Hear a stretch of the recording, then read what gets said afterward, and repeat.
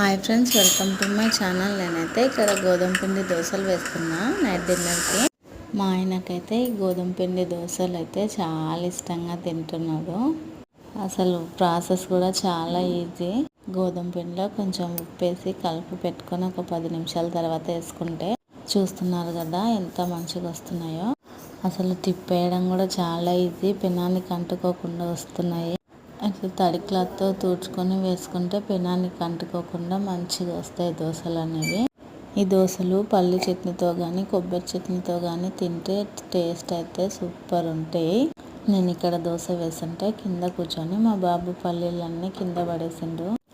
ఇది గోధుమ పిండి దోశలు అనేవి నాకైతే చాలా బాగా నచ్చినాయి. ఇంకా ఫైనల్గా అయితే దోశలు అయితే రెడీగా అయినాయి.